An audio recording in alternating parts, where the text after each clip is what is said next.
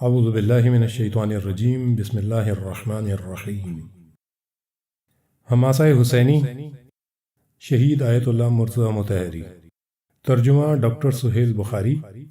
تصحیح رسالت حسین کوثر۔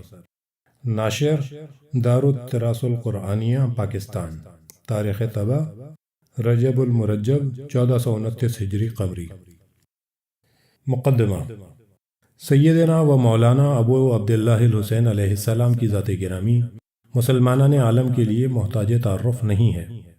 سرزمین کربلا میں آپ کی عظیم و شان شہادت نے آپ کے دیوانوں کو ایسا حوصلہ عطا کیا ہے کہ طول تاریخ میں جب تک جبر و استبداد کے ایوانوں میں کلمہ حق کے خلاف کوئی بھی طاغوت اگر ذرا سی بھی بات کرے گا تو حسینی دیوانے ان ایوانوں میں لرزہ طاری کر دیں گے۔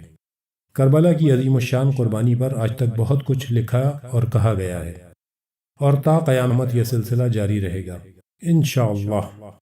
یہ جو مسجدوں میں اذان کی گونج ہے، یہ جو مسلمانوں کی زبان پر کلمہ جاری ہے، یہ جو درود و سلام کی صدائیں بلند ہیں، یہ سب اسی عظیم و شان قربانی کا صدقہ ہیں۔ زیر نظر کتاب حماسہ حسینی حضرت آیت اللہ شہید مرتضی مطہری کی تقاریر کا مجموعہ ہے جو 3 جلدوں پر مشتمل ہے۔ اس کتاب میں استاد شہید نے اس معرکہ حق و باطل کو شرح و بسط سے بیان کیا ہے، اور طول تاریخ میں جہاں کہیں کوئی تاریخی سند کے بغیر کوئی بات کہی گئی ہے اسے بیان کیا ہے۔ آپ چاہتے ہیں کہ امام حسین علیہ السلام کا عظیم مشن لوگوں کو الہام عطا کرتا رہے اور بغیر کسی تحریف کے یہ عظیم واقعہ تاریخ میں محفوظ رہے تاکہ آئندہ آنے والی نسلیں اس سے رہنمائی حاصل کرتی رہیں۔ باب اول، کربلا کے تاریخی واقعے میں تحریفات۔ پہلی مجلس، تحریف کے معنی اور اس کی قسمیں۔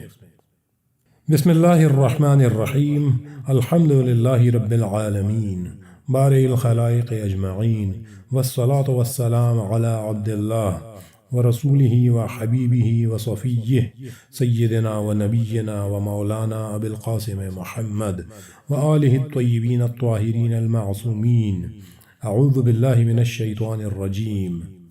فبما نقضهم میثاقهم لعنهم وجعلنا قلوبهم قاسیة يحرفون الکلم عن مواضعه ونسوا حظا مما ذکروا به۔ ہماری گفتگو کا موضوع کربلا کے تاریخی واقعے کی تحریفات ہیں۔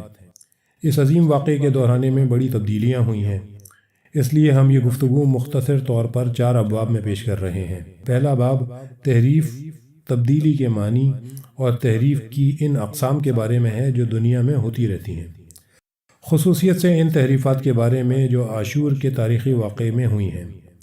دوسرا باب تحریف کے ان اسباب سے متعلق ہے، یعنی مجموعی طور پر جو تحریف دنیاوی معاملات میں واقع ہوتی ہیں، ان کی وجہ کیا ہے، انسان حادثات، معاملات اور کبھی کبھی شخصیتوں کے بارے میں کیوں تحریفات کرتا ہے۔ خاص کر کربلا کے واقعے کو بیان کرنے اور دہرانے میں جو تبدیلیاں واقع ہوئی ہیں، ان میں کن اسباب کا دخل رہا ہے۔ تیسرے باب میں ان تبدیلیوں کی وضاحت کی گئی ہے جو اس تاریخی حادثے میں رونما ہوئی ہیں۔ چوتھا باب اس سلسلے میں عموماً ہم مسلمان علماء اور عوام کی ذمہ داریوں کے بارے میں ہے۔ گفتگو کی ابتدا تحریف کے معنی سے متعلق ہے۔ تحریف یعنی کیا؟ تحریف عربی زبان کا لفظ ہے جس کا مادہ حرف ہے۔ اس کے معنی ہے کسی چیز کو اس کی ابتدائی روش اور حالت سے جو تھی یا ہونا چاہیے تھی ہٹا دینا۔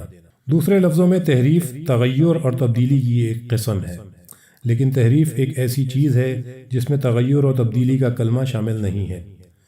اگر آپ ایسا کریں کہ کسی جملے، کسی خط یا کسی شعر اور کسی عبارت کا جو مطلب آپ کو سمجھانا چاہیے وہ نہ سمجھائیں بلکہ دوسرا مفہوم سمجھائیں، تو لوگ کہیں گے کہ آپ نے اس عبارت میں تحریف کی ہے۔ مثلا آپ کبھی ایک شخص سے کوئی بات کہتے ہیں، بعد میں وہ شخص آپ کی وہ بات دوسری جگہ بیان کر دیتا ہے۔ پھر کوئی اور شخص آپ سے کہتا ہے کہ فلاں آپ کی کہی ہوئی یہ باتیں بیان کر رہا تھا، تو آپ جان لیتے ہیں کہ جو کچھ اس شخص نے دہرایا تھا وہ اس سے بہت مختلف ہے جو آپ نے کہا تھا۔ اس نے آپ کی بات میں کمی بیشی سے کام لیا ہے۔ جو باتیں آپ کے مقصد کے لیے مفید تھیں ان میں سے اس نے کچھ چھوڑ دیں اور کچھ اپنی طرف سے بڑھا دیں۔ نتیجہ یہ نکلا کہ آپ کی بات ہی بدل گئی، اس کی صورت ہی دوسری ہو گئی۔ اس وقت آپ کہتے ہیں کہ اس شخص نے میری گفتگو میں تحریف کر دی ہے، لفظ تحریف کے معنی کی وضاحت کے لیے یہ مثالیں کافی ہیں، اس لفظ کی اس سے زیادہ وضاحت کی ضرورت نہیں۔ اب ہم تحریف کی اقسام بیان کرتے ہیں۔ تحریف کی جتنی قسمیں ہیں ان میں سے سب سے اہم لفظی اور معنوی تحریف ہے۔ لفظی تحریف یہ ہے کہ ظاہری بات بدل دی جائے، مثلا اگر کسی گفتگو میں کوئی عبارت چھوڑ دی جائے اور اس میں کوئی اور عبارت بڑھا دی جائے، یا جملے یوں آگے پیچھے کر دیے جائیں کہ ان کے معنی اور مطالب میں فرق پیدا ہو جائے، یعنی گفتگو کے الفاظ میں رد و بدل کر دیا جائے۔ معنوی تحریف یہ ہے کہ آپ لفظ کو بلا کم و کاست بیان کریں، مگر لفظ تو وہی ہے جو پہلے تھے، البتہ آپ اس کے معنی کچھ اس طرح نکالتے ہیں کہ کہنے والے کے مقصد کے خلاف ہو جاتے ہیں، یا اسے کچھ ایسے معنی پہناتے ہیں کہ آپ کے مطابق ہو جاتے ہیں۔ قرآن کریم نے تحریف کا لفظ خصوصیت کے ساتھ یہودیوں کے سلسلے میں استعمال کیا ہے، اور تاریخ کے مطالعے سے بھی معلوم ہوتا ہے کہ یہ لوگ عہد تاریخ کے تحریفی ہیرو ہیں۔ نہ جانے یہ کیسی نسل ہے جو حقائق بدل ڈالنے اور تحریف کرنے کا حیرت انگیز میلان رکھتی ہے، اسی لیے یہ لوگ ہمیشہ ایسے کام اپناتے ہیں جن میں حقائق بدلے جا سکیں۔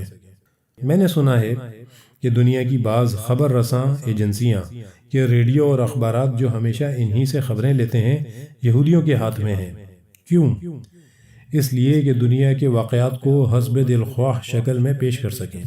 قرآن ان کے بارے میں کیسی عجیب بات کہتا ہے۔ تحریف جو یہودیوں کی خصوصیت ہے، قرآن میں ایک نسلی خصوصیت سمجھی گئی ہے۔ قرآن مجید کی سورہ بقرہ کی ایک آیت میں ہے، اَفَتَطْمَعُونَ أَن يُؤْمِنُوا لَكُمْ، اے مسلمانوں کیا تم یہ لالچ کرتے ہو کہ وہ تمہارا سا ایمان لائیں گے؟ یہ وہی لوگ تو ہیں جو موسیٰ علیہ السلام کے ساتھ جا کر خدا کی باتیں سنتے تھے، لیکن جب واپس آتے تھے تو اپنی قوم کو سناتے وقت ان باتوں میں تحریف کر ڈالتے تھے۔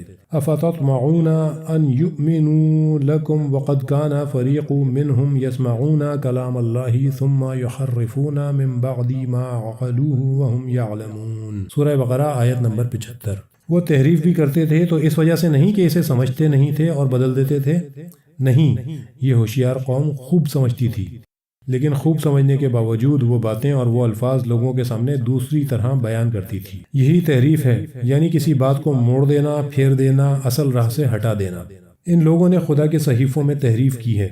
قرآن نے اس بارے میں بہت سے مقامات پر ان کا تحریفی لفظ بیان کیا ہے، یا دوسرے طریقے سے بات کہہ دی ہے۔ البتہ مفسرین نے بیان کیا ہے کہ قرآن جو تحریف بیان کرتا ہے وہ لفظی اور معنوی تحریف سے اعم ایک منطقی اصطلاح ہے، یعنی جو تحریفات کی گئی ہیں ان میں سے بعض لفظوں میں کی گئی ہیں اور بعض لفظوں میں نہیں بلکہ معنی اور مطالب میں ہوئی ہیں۔ چونکہ میں اپنے موضوع سے بہت دور ہوا جا رہا ہوں اس لیے اب اس بارے میں زیادہ گفتگو نہیں کروں گا۔ یہاں میں ایک قصہ بیان کرنا مناسب سمجھتا ہوں۔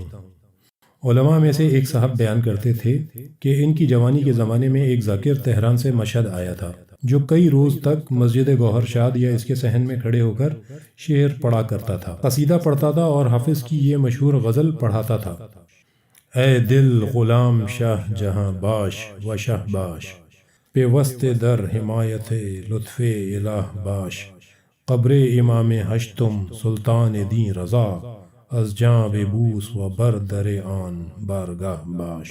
یہ صاحب صرف اس غرض سے کہ ذرا اس کا مذاق اڑائیں اس کے پاس جا کر بولے، جناب آپ یہ شعر غلط کیوں پڑھتے ہیں، اسے یوں پڑھا کیجئے، قبر امام ہشتم سلطان دین رضا، از جاں ببوس و بر در آن بارگاہ باش۔ یعنی جس طرح گھاس کا پولا خچر کے پیٹھ سے زمین پر گراتے ہیں، تو بھی جب حرم میں پہنچے تو اپنے آپ کو اس طرح فوراً زمین پر گرا دیا کر۔ اس کے بعد سے وہ مداح بیچارہ یہ شعر اسی طرح پڑھنے لگا، بارگاہ کی جگہ بارگاہ کہتا تھا اور خود کو زمین پر دھڑام سے گرا دیتا تھا۔ اسے کہتے ہیں تحریف۔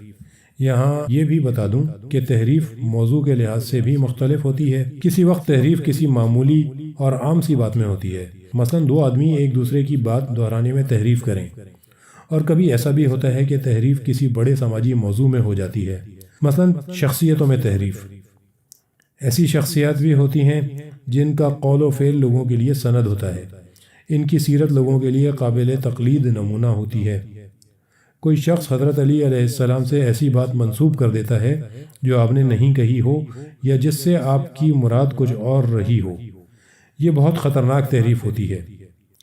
پیغمبر صلی اللہ علیہ وآلہ وسلم اور امام علیہ السلام سے ایسی عادت اور سیرت منسوب کر دیتی ہے جو ان میں نہیں ہوتی، بلکہ ان کا خلق دوسری ہی طرح کا ہوتا ہے، یا کسی ایسے تاریخی حادثے میں تحریف کر دیتے ہیں جو پورے معاشرے کے لیے ایک سند اور اس کے اخلاق اور تربیت کا ضامن ہوتا ہے۔ یہ بات اور بھی اہمیت رکھتی ہے اور بہت زیادہ خطرناک ہو جاتی ہے کہ ان موضوعات میں تحریف کی جائے جو معمولی نہیں ہے، چاہے یہ تحریف لفظی ہو یا معنوی۔ کوئی شخص حافظ کے شعر میں تحریف کرتا ہے یا کتاب موش و گربے چوہا اور بلی میں قطر بیونت کرتا ہے تو اس کی کوئی اہمیت نہیں ہے، البتہ کسی وقی ادبی کتاب میں رد و بدل نہیں کرنا چاہیے۔ کسی استاد نے کتاب موش و گربے کے بارے میں، جو ادبی اعتبار سے بہت قیمتی کتاب ہے، ایک مقالہ لکھا تھا اور یہ ثابت کیا تھا کہ لوگوں نے اس میں اس قدر تحریف کی ہے، شعر گھٹائے بڑھائے ہیں اور الفاظ تبدیل کر دیے ہیں جس کی کوئی حد نہیں ہے۔ اس کے بعد لکھا تھا کہ میری نظر میں دنیا کی کوئی قوم ایرانی قوم کے برابر بے ایمان نہیں ہے جو اپنی کتابوں میں اس قدر ناجائز خرد برد، رد و بدل اور تحریفیں کرتی ہے۔ مثنوی مولانا روم کے بارے میں بھی یہی بات کہی جا سکتی ہے۔ لوگوں نے مثنوی میں اس قدر شعر بڑھا دیے ہیں کہ ان کا حساب خدا ہی جانتا ہے۔ مثلاً اصل مثنوی میں محبت سے متعلق ایک بہت عمدہ شعر ملتا تھا: از محبت تلخ ہا شیریں شود، وز محبت مزہا زریں شود۔ محبت وہ چیز ہے جو کڑوے کو میٹھا بنا دیتی ہے۔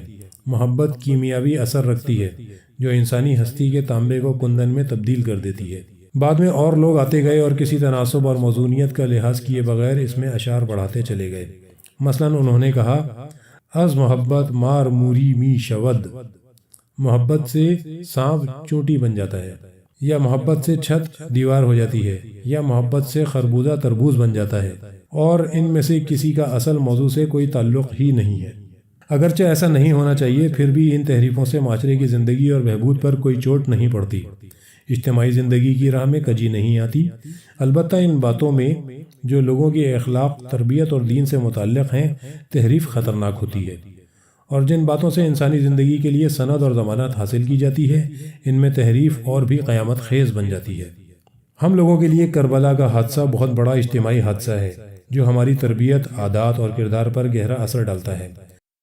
یہ ایک ایسا حادثہ ہے جس کے متعلق باتیں سننے کے لیے ہم میں سے لاکھوں انسان کسی خارجی طاقت کے دباؤ کے بغیر اس غرض کے لیے لاکھوں روپے خرچ کرتے ہیں۔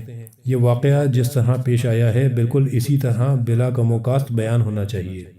اگر ہماری طرف سے اس حادثے میں کم سے کم بھی دخل اور تصرف ہوگا تو یہ حادثہ بدل جائے گا، اور پھر بجائے اس کے کہ ہم اس سے فائدہ حاصل کر سکیں، یقیناً نقصان اٹھائیں گے۔ اب میری گفتگو یہ ہوگی کہ عاشورہ کے حادثے کو بیان کرنے اور دہرانے میں ہم نے ہزاروں تحریفیں کر ڈالی ہیں، لفظی یعنی ظاہری اور شکلی تحریفیں بھی جو اصل واقعات سے متعلق ہیں، واقعات کی ابتدائی باتوں سے متعلق ہیں، اصل مطلب اور مقصود سے متعلق ہیں، اور مطلب و مقصود کی ضمنی باتوں سے متعلق ہیں۔ بدقسمتی سے اس حادثے میں لفظی تحریفیں بھی ہوئی ہیں اور معنوی تحریفیں بھی۔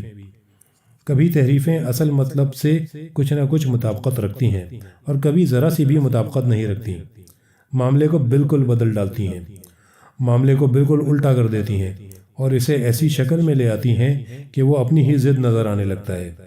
پھر بھی یہ نہایت افسوس سے کہنا پڑتا ہے کہ اس حادثے میں ہم لوگوں کے ہاتھوں جو تحریفیں ہوئی ہیں انہوں نے معاملے کو نیچے گرا دیا اور بالکل بدل ڈالا، اس معاملے کو بالکل بے اثر اور نکما کر دیا ہے۔ اس سلسلے میں ذاکر، عالم، عوام سبھی قصوروار ہیں، جس کی ہم انشاءاللہ وضاحت ضرور کریں گے۔ میں بعض ایسی تحریفوں کی مثالیں پیش کرتا ہوں جو ظاہری عبارت یعنی اس معاملے کی شکل میں کی گئی ہیں، اور ان چیزوں کا ذکر کرتا ہوں جن کو نسبت دی گئی ہے۔ یہ بات اتنی لمبی اور بڑی ہے کہ اس کا بیان میں آنا مشکل ہے، اس قدر بڑی ہے کہ اگر ہم ان تمام جھوٹے مصائب کو جمع کرنے بیٹھیں جو لوگ پڑھتے ہیں تو شاید 500 صفحوں کی کتنی ہی کتابیں تیار ہو جائیں۔ میں صرف مثال کے لیے عرض کرتا ہوں، مرحوم حاجی مرزا حسین نوری اعلی اللہ مقامہ، جو مرحوم الحاج شیخ عباس قمی اور مرحوم الحاج شیخ علی اکبر نہاوندی کے، اور مشہد میں مرحوم الحاج شیخ محمد باقر بیرجندی جیسے جید محدث کے استاد تھے۔ وہ ایسے محدث تھے کہ اپنے فن میں غیر معمولی قابلیت اور بہت قوی حافظہ رکھتے تھے، نہایت باذوق، بہت جوشیلے اور با ایمان گزرے ہیں۔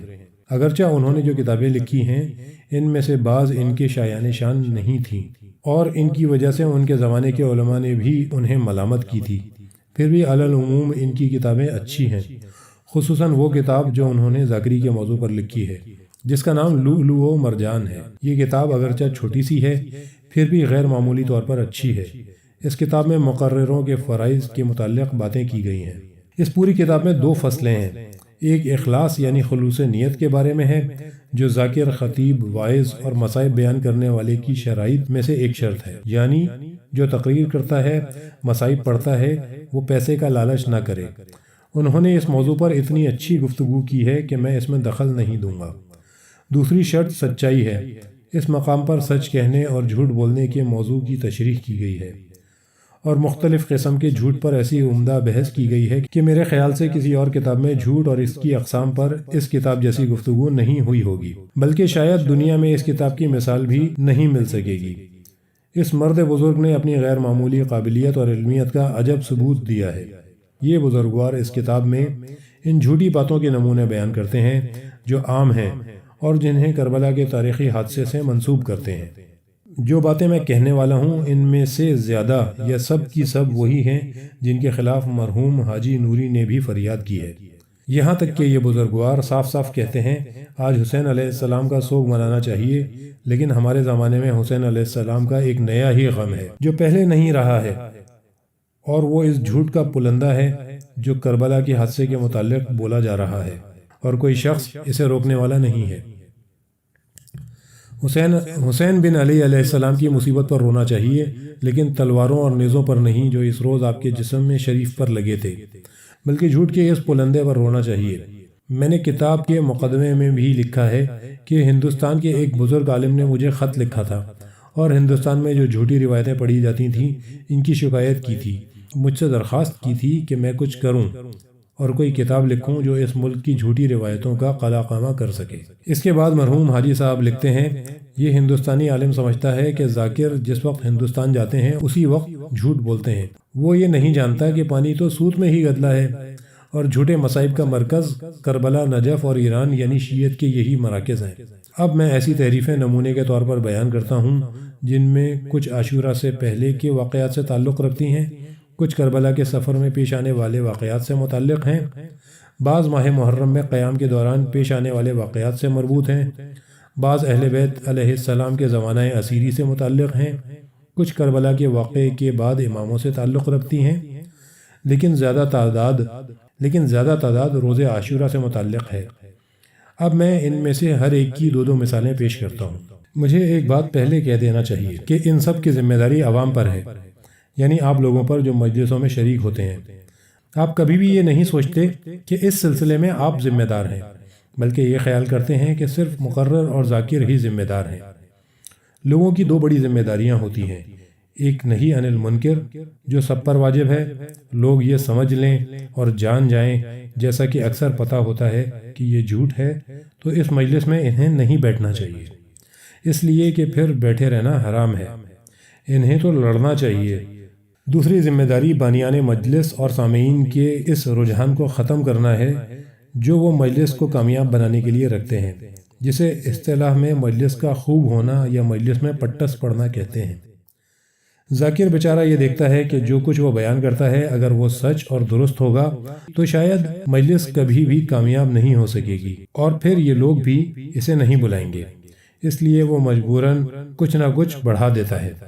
لوگوں کو چاہیے کہ اپنا یہ خیال چھوڑ دیں اور اپنے روش کے مطابق ذاکر جو مصائب بیان کرتا ہے اور مجلس کو لوٹ لیتا ہے اسے اس کا شوق نہ دلائیں۔ لوٹ لیتا ہے کا کیا مطلب ہے؟ لوگوں کو لازم ہے کہ وہ سیدھا سادہ ذکر سنیں تاکہ اچھی اچھی باتیں اور معرفت کے نکات ان کی سمجھ میں آئیں، اور وہ یہ جان جائیں کہ اگر ان کی روح ایک لفظ پر بھی جھوم اٹھی، یعنی حسین بن علی علیہ السلام کی روح سے ہم آہنگ ہو گئی اور اس کے نتیجے میں آنسو چاہے وہ ایک قطرہ ہی کیوں نہ ہو ان کی آنکھ سے ٹپک پڑا تو واقعی یہ بہت بڑا درجہ ہوگا، لیکن جو آنسو رجوع قلب کے بغیر آنکھ سے ٹپکے گا تو وہ سمندر بھی ہوگا تو بے وقت ہوگا۔ کہتے ہیں کہ کسی شہر کے ایک بزرگ عالم کے دل میں دین کا اتنا درد تھا کہ وہ ہمیشہ ان جھوٹی باتوں پر اعتراض کیا کرتے تھے جو ممبر پر کی جاتی تھیں، اور ان کے یہ الفاظ ہوتے تھے کہ آخر یہ کیا زہر چکانی ہے جو تم ممبروں پر بیٹھ کر کیا کرتے ہو۔ ایک بار ایک وائز نے ان سے کہا کہ اگر ہم یہ باتیں نہ کریں تو پھر اپنی دکان ہی بند کر کے بیٹھ جائیں۔ ان بزرگوار نے جواب دیا، یہ جھوٹی باتیں ہیں، انہیں بیان نہیں کرنا چاہیے۔ اتفاق سے کچھ عرصے بعد خود ان بزرگوار نے اپنی ہی مسجد میں ایک مجلس برپا کی اور اسی وائز کو مجلس پڑھنے کے لیے بلایا، لیکن مجلس شروع کرنے سے پہلے وائز سے کہہ دیا کہ میں نمونے کے طور پر مجلس کر رہا ہوں جس میں صرف صحیح واقعات بیان کیے جائیں گے، چنانچہ تمہیں یہ پابندی کرنا ہوگی کہ تم معتبر کتابوں کے علاوہ اور کسی کتاب کے واقعات بیان نہیں کرو گے، اور اپنے الفاظ میں کہا کہ ان زہر چکانیوں میں سے کچھ بھی نہیں سناؤ گے۔ وائز نے بھی کہا، چونکہ مجلس آپ کی ہے اس لیے آپ کے حکم کی تعمیل کروں گا۔ پہلی رات کو خود وہ بزرگوار محراب مسجد میں قبلے کی طرف منہ کر کے بیٹھے، ممبر محراب کے ایک طرف رکھا ہوا تھا۔ وائز نے روزہ خوانی شروع کی اور اس بات کی پابندی کی کہ صرف سچے واقعات بیان کرتا چلا جائے، لیکن اس کی ہزار کوششوں کے باوجود مجلس کو جنبش نہیں ہوئی اور لوگ اسی طرح جمے بیٹھے رہے۔ بزرگوار نے جب یہ دیکھا تو پریشان ہوئے کہ یہ میری ہی مجلس ہے، بعد میں لوگ کیا کہیں گے؟ عورتیں کہیں گی ان بزرگوار کی نیت درست نہیں تھی اس لیے مجلس ٹھس ہو گئی۔ اگر بانی مجلس کی نیت ٹھیک ہوتی اور اس میں خلوص ہوتا تو مجلس کامیاب رہتی۔ اب انہوں نے دیکھا کہ آبرو جا رہی ہے، کیا کیا جائے؟ تو خفیہ طور پر اور آنکھوں میں وائز سے کہہ دیا، ان زہر چکانیوں میں سے قدرے بیان کر دے۔ یہ امید جو لوگ مجلس کامیاب ہونے یعنی مجلس میں پٹس پڑنے کی رکھتے ہیں خود جھوٹ بلواتے ہیں، اس لیے جو بہت زیادہ باتیں گھڑی گئی ہیں وہ زبردستی رلوانے کا دیباچہ رہی ہیں، یعنی محض اس غرض سے کہ بڑھا چڑھا کر لوگوں کے آنسو نکلوائے جائیں ایک گھڑپ تیار کر لی گئی، ورنہ اس سے اور کوئی مطلب نہیں تھا۔ میں نے یہ بات بار بار سنی ہے اور آپ نے بھی ضرور سنی ہوگی، اور حاجی نوری نے بھی واقعات کی شروعات میں بیان کیا ہے کہ کہتے ہیں کہ ایک دن امیر المومنین حضرت علی علیہ السلام ممبر پر خطبہ دے رہے تھے۔ امام حسین علیہ السلام نے فرمایا، میں پیاسا ہوں اور پانی چاہتا ہوں۔ حضرت نے فرمایا، کوئی میرے بیٹے کے لیے پانی لے آئے۔ سب سے پہلے جو اپنی جگہ سے اٹھا وہ ایک بچہ تھا اور وہ حضرت ابو الفضل عباس تھے۔ وہ گئے اور اپنی والدہ سے ایک پیالہ پانی لے کر آئے۔ وہ جس وقت وہاں پہنچے تو اس حال سے پہنچے کہ پانی ان کے سر پر رکھا ہوا تھا اور کچھ پانی گر گیا تھا، جس کا بیان نہایت طول اور تفصیل سے کیا جاتا ہے۔ جب امیر المومنین علیہ السلام نے یہ منظر دیکھا تو آپ علیہ السلام کی آنکھوں سے آنسو جاری ہو گئے۔ لوگوں نے آقا سے پوچھا کہ آپ کے رونے کا کیا سبب ہے؟ تو آپ علیہ السلام نے فرمایا کہ مجھے ان کے واقعات یاد آ گئے۔ حاجی نوری یہاں ایک بہت اچھی بات کہتے ہیں کہ تم جو یہ کہتے ہو کہ علی علیہ السلام ممبر پر خطبہ دے رہے تھے تو تمہیں معلوم ہونا چاہیے کہ علی علیہ السلام صرف اپنی خلافت کے زمانے میں ممبر پر بیٹھ کر خطبہ ارشاد فرماتے تھے۔ اس اعتبار سے وہ کوفے میں تھے اور اس وقت امام حسین علیہ السلام 33 سال کے ادھیڑ عمر مرد تھے۔ اس کے بعد حاجی موصوف فرماتے ہیں، کیا یہ بات سمجھ میں آتی ہے کہ 33 سال کا ایک ادھیڑ عمر شخص اس وقت جب اس کا باپ لوگوں کے سامنے تقریر کر رہا ہو اور انہیں وعظ و نصیحت کر رہا ہو، یکایک خطبے کے بیچ میں کہہ اٹھے، جناب میں پیاسا ہوں، پانی چاہتا ہوں۔ کوئی معمولی سا آدمی بھی ایسا کرے تو لوگ کہیں گے کہ عجیب بے ادب اور ناشائستہ آدمی ہے۔ پھر حضرت عباس علیہ السلام بھی اس وقت بچے نہیں تھے، جوان تھے، جن کی عمر کم سے کم 15 سال کی ہوگی۔ آپ دیکھتے ہیں کہ کس طرح لوگ باتیں گھڑتے ہیں۔ کیا یہ واقعہ امام حسین علیہ السلام کی شان کے لائق ہے؟ من گھڑت ہونے کے سوا اس کی اور کیا حیثیت یا اہمیت ہو سکتی ہے؟ یہ واقعہ امام حسین علیہ السلام کی شان بڑھاتا ہے یا گھٹاتا ہے؟ یقیناً گھٹاتا ہے، کیونکہ ہم نے امام حسین علیہ السلام پر ایک اتہام لگایا ہے اور ان کی عزت و آبرو کے ساتھ کھیلا ہے۔ ہم نے ایسی بات کی جس سے ہم نے امام علیہ السلام کو نہایت بے ادب لوگوں کی سطح تک گرا دیا ہے۔ جب علی علیہ السلام جیسا باپ تقریر میں مشغول ہے، انہیں پیاس لگتی ہے، پھر انہیں سہار بھی نہیں کہ جلسہ ختم ہو جائے اور بعد میں پانی پئیں، وہیں اور اسی دم باپ کو مخاطب کرتے اور کہتے ہیں کہ میں پیاسا ہوں، میرے لیے پانی لائیے۔ تحریف اور گھڑنے کی ایک اور مثال یہ ہے کہ کوئی قاصد حضرت ابو عبداللہ علیہ السلام کے پاس ایک خط لایا تھا اور وہ اس کا جواب چاہتا تھا۔ آپ علیہ السلام نے اس سے فرمایا کہ 3 دن بعد آ کر جواب لے جانا۔ 3 دن بعد اس نے پتہ لگایا تو لوگوں نے اس سے کہا کہ حضرت آج سفر پر جا رہے ہیں۔ اس نے کہا کہ اب آقا جا رہے ہیں تو میں بھی چل کر دیکھ لوں کہ حجاز کے بادشاہ کا جاہ و حشم کیسا ہے۔ وہ گیا تو اس نے دیکھا کہ حضرت ایک کرسی پر بیٹھے ہوئے ہیں اور دوسری کرسیوں پر بنی ہاشم کے افراد تشریف فرما ہیں۔ اس کے بعد عماریاں آئیں جن پر حریر و دیبا کے پردے تھے۔ اس کے بعد خواتین آئیں اور نہایت احترام سے ان محملوں میں سوار کرائی گئیں۔ واقعات اسی طرح بیان کرتے کرتے یکایک 11 محرم کے مصائب کو یاد کرتے ہیں اور کہتے ہیں کہ ان لوگوں کا اس دن اس قدر احترام تھا اور 11ویں محرم کو کیا حال ہو گیا۔ حاجی نوری فرماتے ہیں یہ کیسی باتیں ہیں۔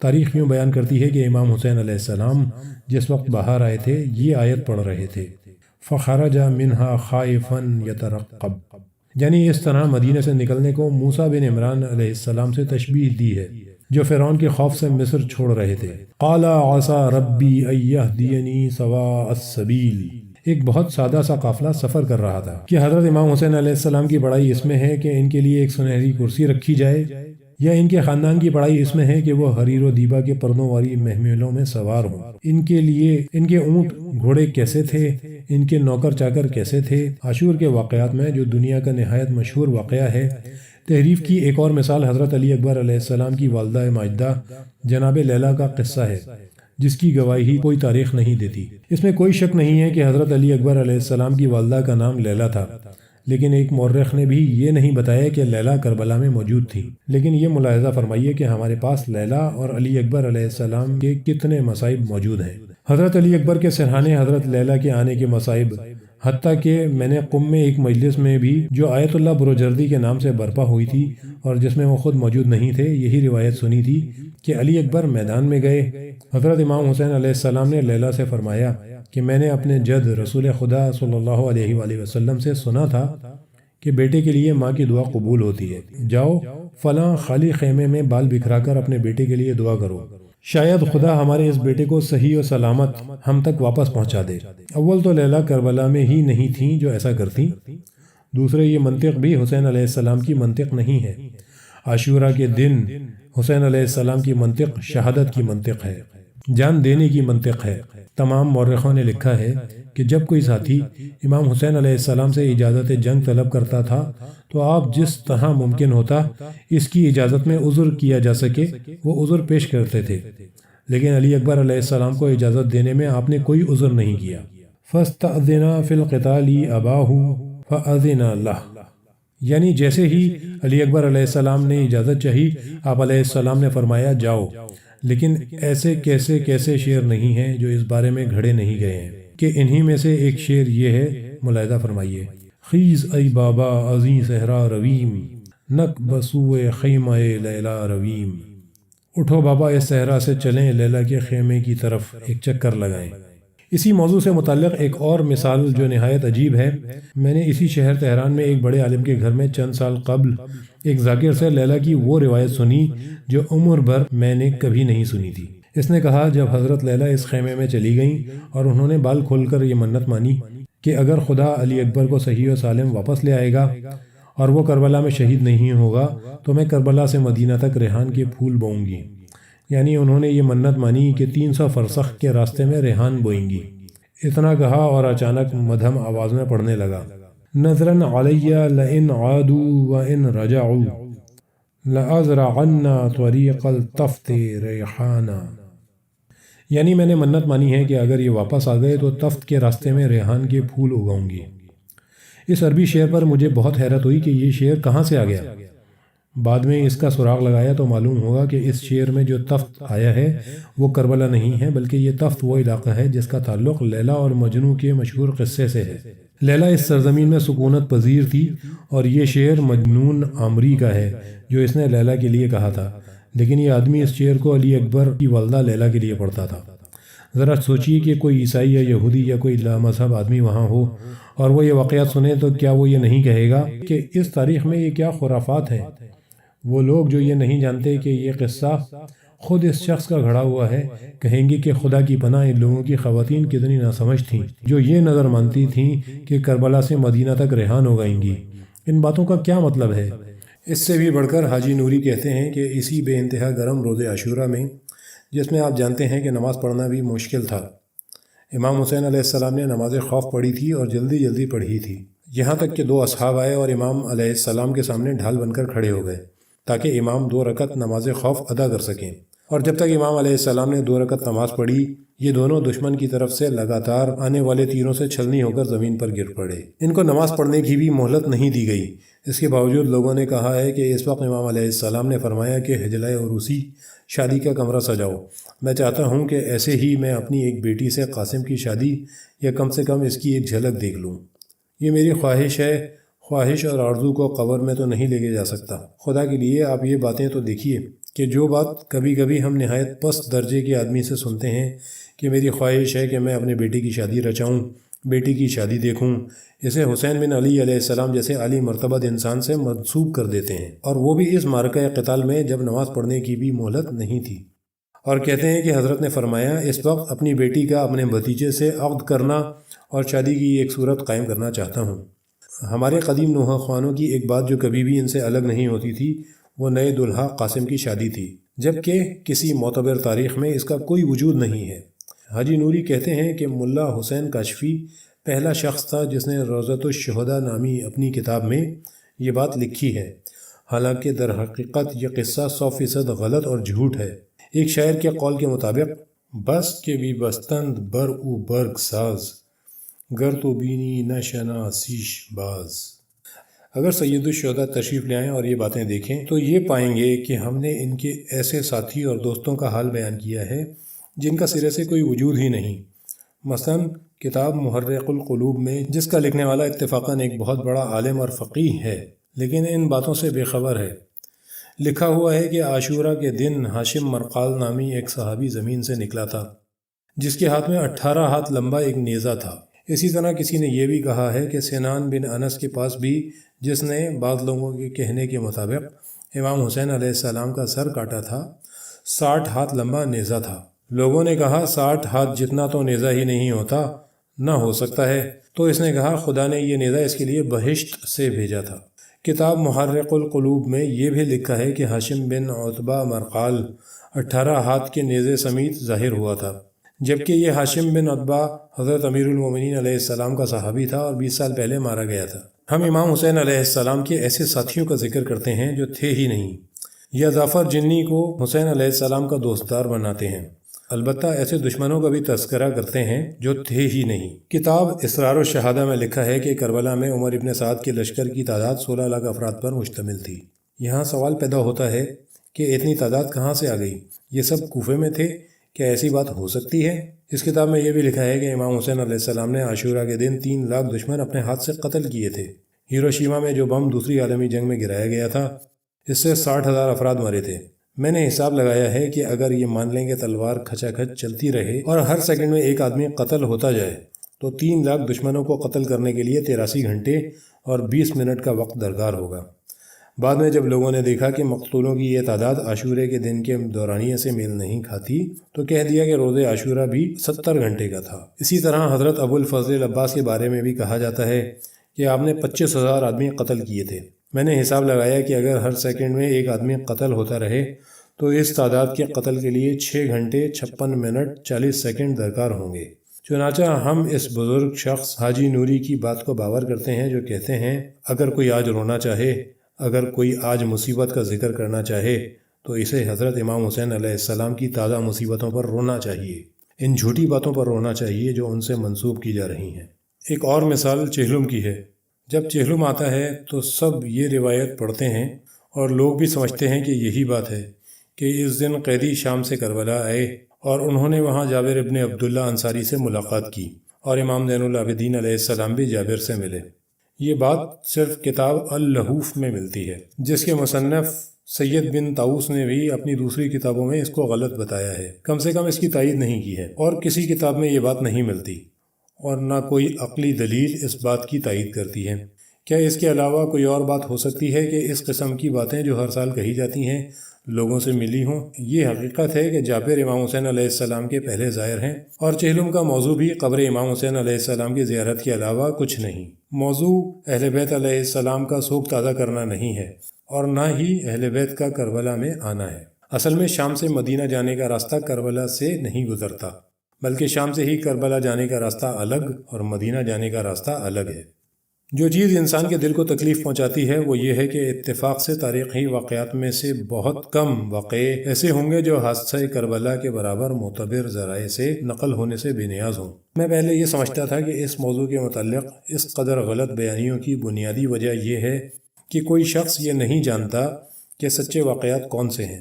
پھر جب میں نے مطالعہ کیا تو یہ دیکھا کہ بہت پرانی تاریخوں میں 13-14 صدی پہلے حادثہ کربلا کے برابر کسی واقعے کی تاریخ معتبر نہیں ہے۔ اسلام کے معتبر مورخوں نے پہلی اور دوسری صدی ہی سے واقعات معتبر سندوں کے ساتھ بیان کیے ہیں۔ یہ بیانات ایک دوسرے سے مطابقت رکھتے ہیں اور ایک دوسرے کے نزدیک ہیں۔ پھر انہی واقعات کے باعث اس تاریخ کی تفصیلات باقی رہ گئیں۔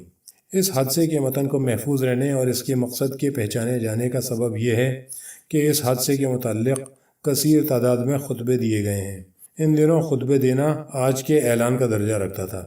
جس طرح آج کل خصوصی لڑائیوں میں رسمی اعلانات بہترین چیز ہوتی ہیں جن سے اصل تاریخ معلوم ہو جاتی ہے، اس زمانے میں خطبے بھی ایسے ہی ہوتے تھے۔ چنانچہ خطبوں کی کافی تعداد ملتی ہے۔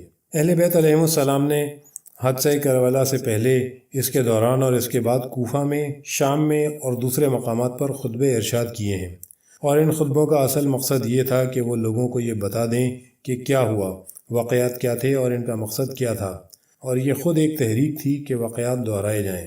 واقعہ کربلا کے بارے میں سوال جواب زیادہ ہوئے ہیں اور یہ بھی تاریخ میں درج ہیں جو ہمیں واقعے کی اصلیت بتاتے ہیں۔ کربلا میں رجز بھی بہت پڑے گئے ہیں، خصوصاً حضرت امام حسین علیہ السلام نے بہت سے رجز پڑھے ہیں، اور یہ رجز بھی واقعے کی اصلیت سے آگاہی بخشتے ہیں۔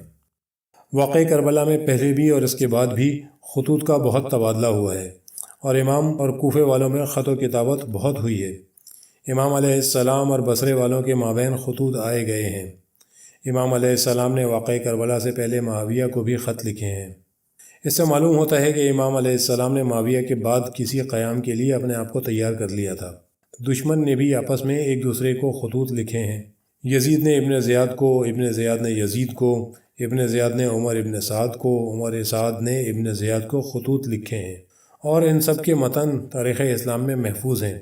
اس لیے کربلا کے واقعات روشن ہیں اور اول سے آخر تک باعث فخر بھی ہیں، لیکن ہم نے تاریخ کے اس حادثے کا تابناک چہرہ اس قدر دھندلا کر دیا ہے اور امام حسین علیہ السلام سے اتنی بڑی خیانت کی ہے کہ اگر امام حسین علیہ السلام ظاہری دنیا میں آ جائیں اور دیکھیں تو کہیں گے کہ تم نے اس حادثے کا چہرہ بالکل بگاڑ دیا ہے۔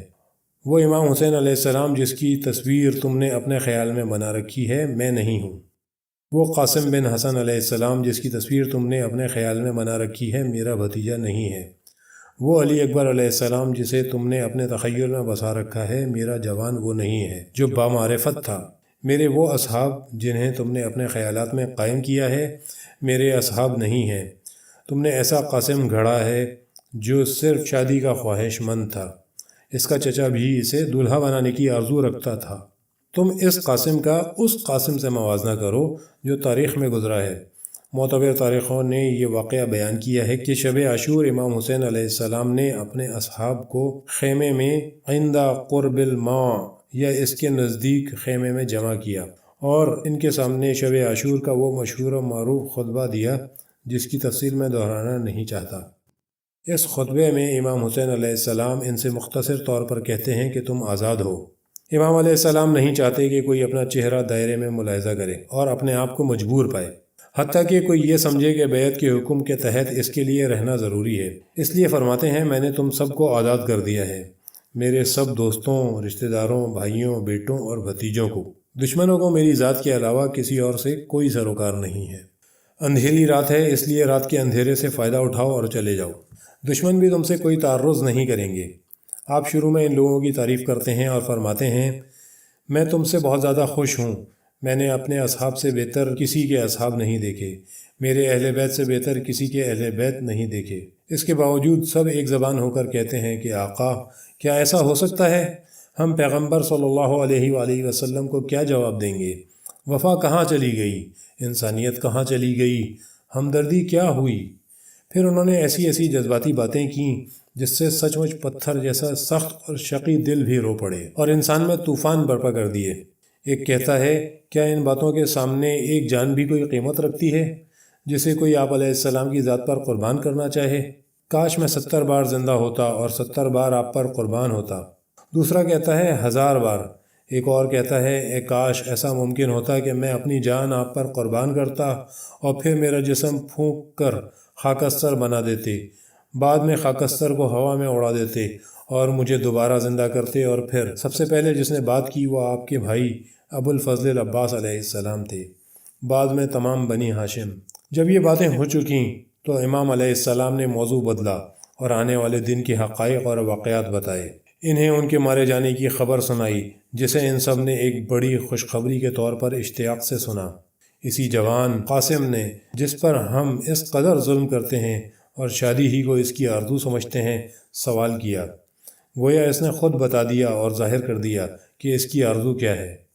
جس وقت بہت سے لوگ مجلس میں بیٹھے ہیں تو 13 سال کا بچہ ان کے برابر نہیں بیٹھتا بلکہ ان لوگوں کے پیچھے بیٹھتا ہے، تو یہ بچہ بھی اور لوگوں کے پیچھے بیٹھا ہوا بار بار اچک اچک کر دیکھتا تھا کہ دیکھوں لوگ کیا کہتے ہیں۔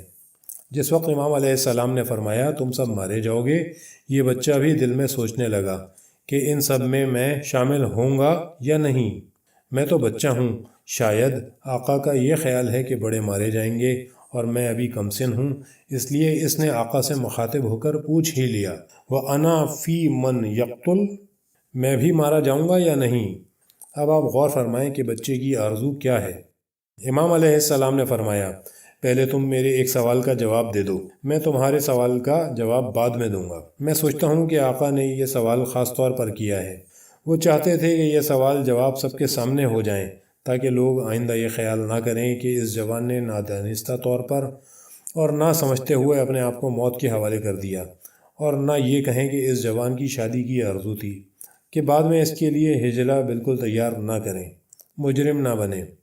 اس لیے آقا نے فرمایا کہ پہلے میں سوال کرتا ہوں، کیف الموت عندک، بیٹا موت تمہارے نزدیک کیسی ہے؟ اس نے فوراً جواب دیا، احلی من العسل، شہد سے زیادہ میٹھی ہے۔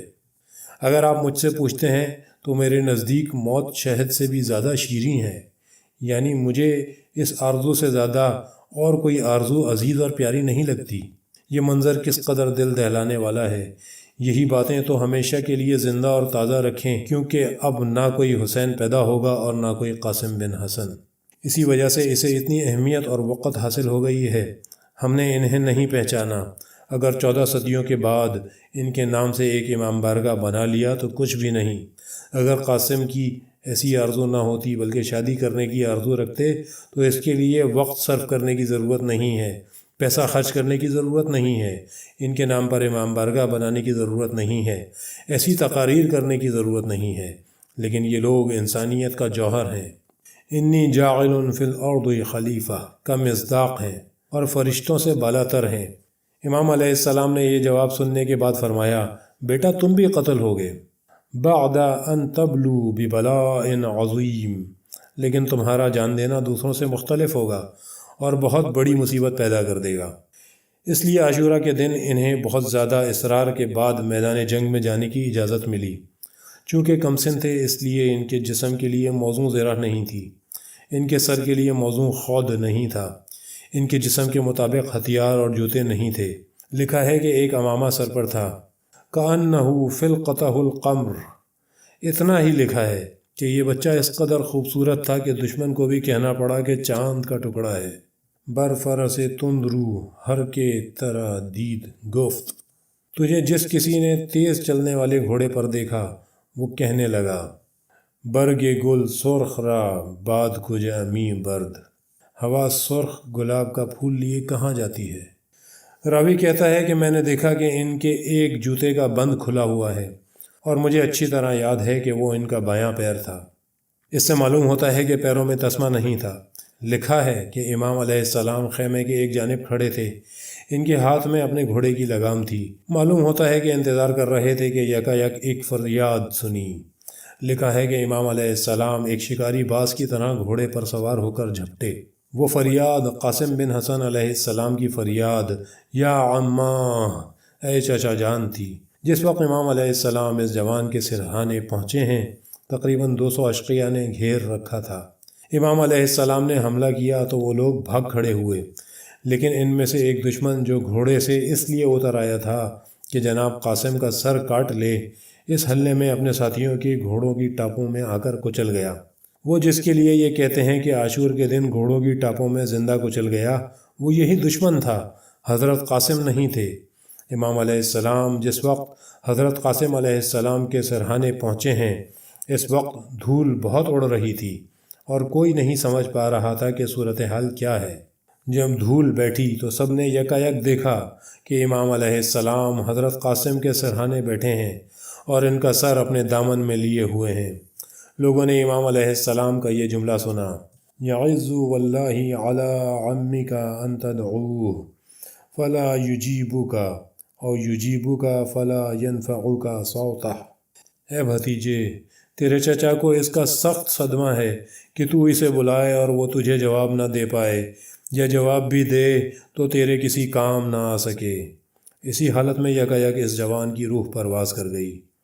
اے خدا، ہم سب کا انجام بخیر کر، ہم کو اسلام کی حقائق سے آشنا کر، ان جہالتوں اور نادانیوں کو اپنے لطف و کرم سے ہم سے دور فرما دے، ہم سب کو عمل اور خلوص نیت کی توفیق عطا فرما، ہماری جائز حاجات پوری کر، ہمارے تمام مردوں کو بخش دے اور معاف کر۔ لا حول ولا قوة الا باللہ العلی العظیم، وصلی اللہ علی محمد وآلہ الطاہرین۔